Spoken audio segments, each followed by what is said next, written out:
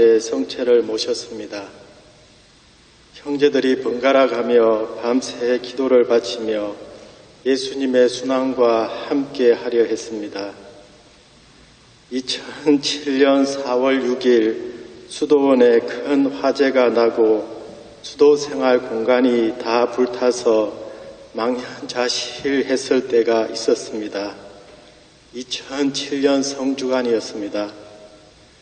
그날이 성목요일에서 성금요일로 넘어가는 밤이었습니다. 아마 그렇게 번갈아 가며 기도하는 날이었기에 불을 일찍 발견할 수 있었고 한밤중에 그렇게 큰 불이 났음에도 불구하고 아무런 인명피해가 없었던 것 같습니다. 올해 성목요일과 성금요일이 4월 6일 7일이었기 때문에 2007년에 수도원 화재가 떠올랐습니다.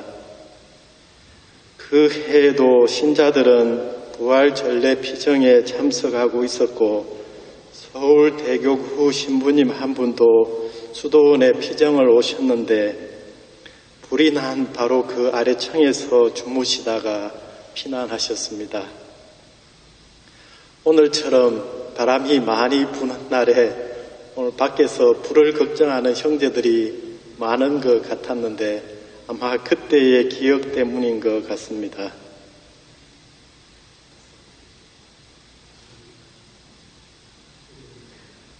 꺼진 불도 다시 한번 보겠습니다.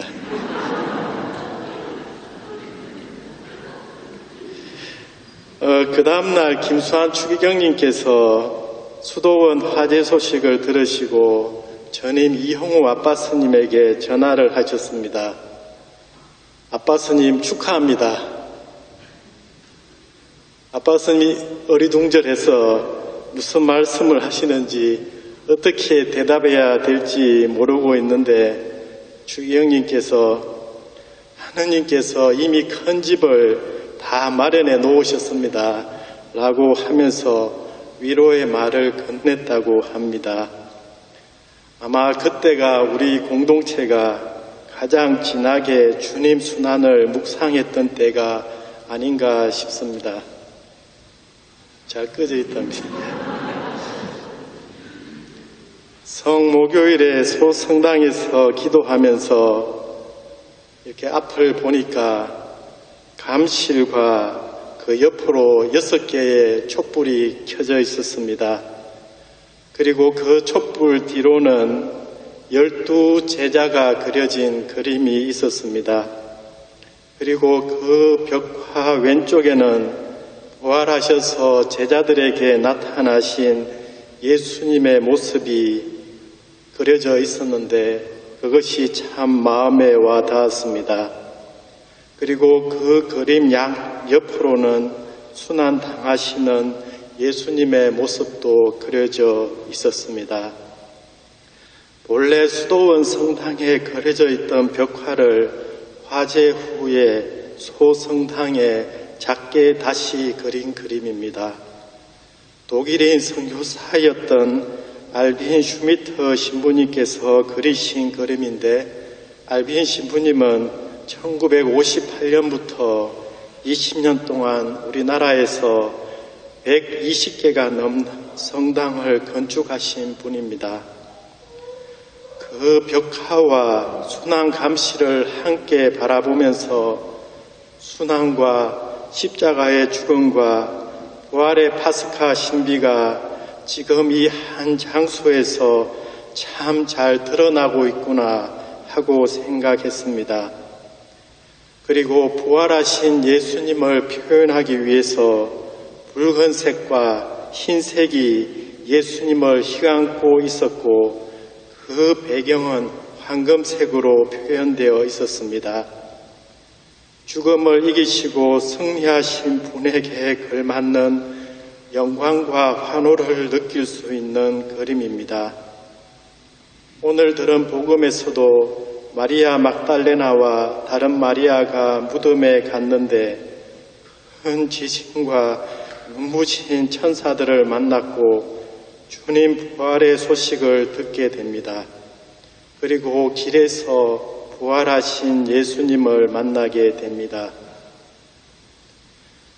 그 여인들이 두려워하면서도 기뻐하며 제자들에게 달려가던 그 기쁨을 부활하신 주님께서는 지금 우리에게도 선물로 주십니다. 순환 감실 앞에 앉아있는 동안 사도신경을 자연스럽게 떠올리게 되었습니다. 본시오 빌라도 통치 아래서 고난을 받으시고 십자가에 못 박혀 돌아가시고 묻히셨으며 저승에 가시어 사한날에 죽은 이들 가운데서 부활하시고 하늘에 올라 전능하신 천주성부 오른편에 앉으시며 거리로부터 사한 이와 죽은 이를 심판하러 오시리라 믿나이다.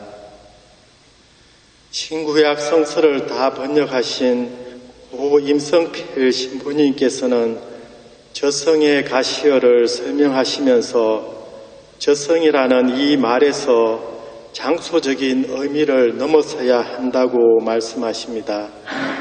이 표현은 예수님께서 죽으신 후에 위치적으로 어떤 곳에 가신 것이 아니고 어디에 있는 저승에 가신 것이 아니고 예수님께서 우리 인간이 겪는 완전한 죽음에 함께 하셨다는 의미라고 설명합니다.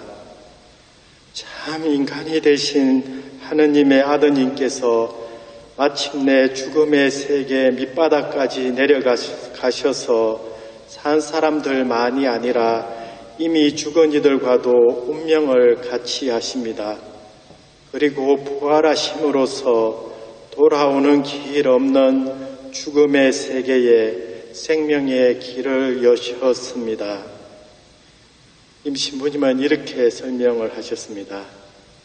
예수님께서는 저승에 가시어 죽은 이들에게도 생명의 문을 열어주시는 분이시고 우리에게도 죽음과 같은 현실 속에서도 참된 믿음과 희망과 기쁨의 이유를 주시는 분입니다.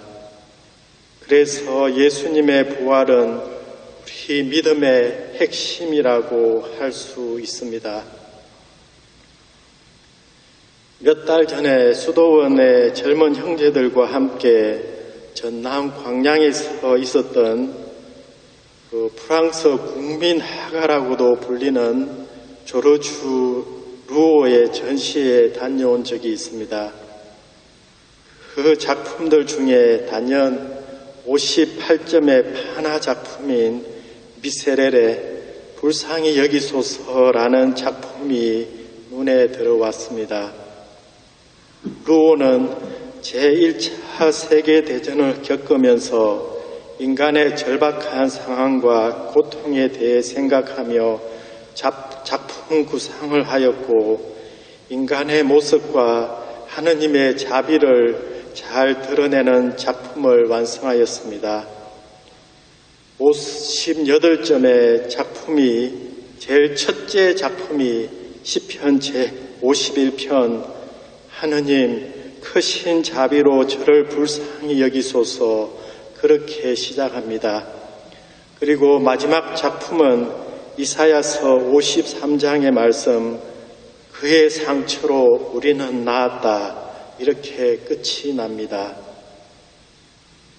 예수님이 당하신 고통과 인간이 겪는 고통이 별개가 아니고 연결되어 있으며 그분으로 인하여 부조리가 넘치는 이 세상에 참된 구원이 오게 됨을 말하고 있었습니다. 지금도 인간들은 서로 미워하며 서로를 죽이는 전쟁을 벌이고 있습니다. 참으로 구원으로 이끄시는 하느님의 자비에 의탁하게 됩니다. 이 작품들 중에서도 십자가에서 예수님을 내리는 판화도 있었습니다. 그 작품의 루오는 다음과 같이 적고 있습니다. 의인은 향나무와 같아 자기를 내리치는 도끼에 향기를 묻힌다. 긴 여운이 남는 말이었습니다. 십자나무가 우리를 구원하는 상징이 되었듯이 우리도 그분의 의로움 안에서 참된 사랑과 희망을 발견할 수 있어야 합니다. 그리고 자기를 내리치는 도끼에도 자신의 향기를 묻히는 향나무와도 같이 우리들도 순환과 죽음에서 부활로 건너가시는 우리 주 예수 그리스도를 닮아 그 파스카의 신비를 살아가는 사람들이 되어야 하겠습니다. 이 아름다운 봄날이 만물의 생기를 드러내는 이때에 우리는 우리 주 예수 그리스도의 부활의 기쁨에 젖어 참된 평화와 기쁨의 인사를 나누게 됩니다. 주님께서 참으로 부활하셨도다. 알렐루야, 알렐루야. 같이 해볼까요? 주님께서 참으로 부활하셨도다.